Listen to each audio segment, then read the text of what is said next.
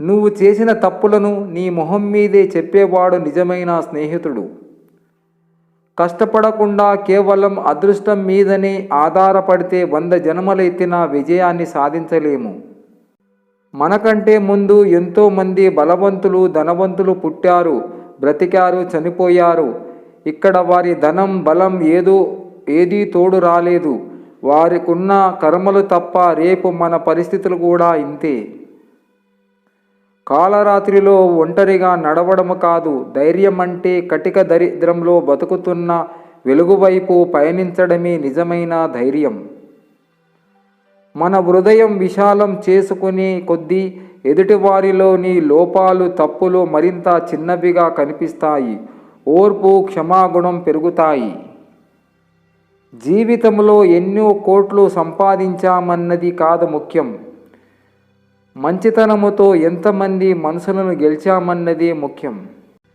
తేనెటీగ మకరందాన్ని గ్రహించేటప్పుడు ఎంతలా ఆస్వాదిస్తూ గ్రహిస్తుందో, మనం చేసే పనిని కూడా ఆ విధంగా ఆస్వాదిస్తూ చేస్తే తప్పకుండా మంచి ఫలితాలు ఉంటాయి. భగవంతుడు కోరికని బట్టి ఇవ్వడు, అర్హతను బట్టి ఇస్తాడు. కోపములో అనే ప్రతి మాట నిప్పుతో సమానం. నిప్పు విసిరేలోపు నీ చేతిని కాల్చగలదు.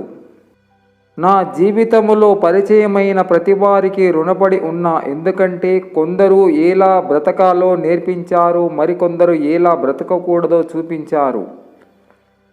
మనకున్న చిన్న జీవితంలో మనల్ని ఇష్టపడేవారు, అభిమానించేవారు, ప్రేమించేవారు దొరకడం చాలా కష్టం. ఈ విశాల విశ్వంలో మనమెంత కేవలం రేణువంత. అందిన అభిమానాన్ని చులకనగానో నిర్లక్ష్యంగానో చూస్తే తర్వాత జీవితకాలం వెతికిన వారిని జ్ఞాపకాలలో తప్ప మరెక్కడా వెతుక్కోలేం, వెనక్కి తెచ్చుకోలేం ఫ్రెండ్స్. నా బాధ ఇంకొకరికి సంతోషం ఇవ్వచ్చు, కానీ నా సంతోషం ఇంకొకరిని బాధ పెట్టదు. ఇతరులను జయించాలని అనుకోకు, నిన్ను నీవు జయించు. అప్పుడు ప్రపంచం నీచే జయింపబడుతుంది. జీవితంలో విలువైనది ఏది అంతా సులువుగా లభించదు, కానీ ప్రయత్నిస్తే అంతా కష్టమేమీ కాదు. నిప్పు, అప్పు, పగ తమంతట తాము తరగవు, పెరుగుతూనే ఉంటాయి. అందుకే నిప్పును ఆర్పాలి, అప్పును తీర్చాలి, పగను సమూలంగా తుంచివేయాలి. మనిషి బ్రతకడానికి పెద్దగా ఖర్చు ఉండదు, కానీ ఎప్పుడైతే ఎదుటివారిలా బ్రతకాలి అనుకుంటే అప్పుడే ఖర్చు అవుతుంది. గెలిచే వరకు తెలియదు కావలసిన వారున్నారని, డబ్బు సంపాదించే వరకు తెలియరు ప్రేమించేవారున్నారని, పలుకుబడి వచ్చే వరకు తెలియదు పలకరించే వాళ్ళున్నారని.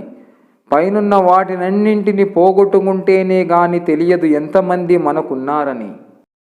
మట్టి కలిపితే ఇటుకగా మారింది, ఇటుకలన్నీ కలిస్తే గోడలా మారింది, గోడలన్నీ కలిస్తే భవనంలా మారింది. ప్రాణం లేని వాటికున్న ఐక్యత జీవమున్న మనిషికి లేదు. గతం త్రవ్వకండి, వర్తమానంలో పనిచేస్తూ భవిష్యత్తు నిర్మించండి.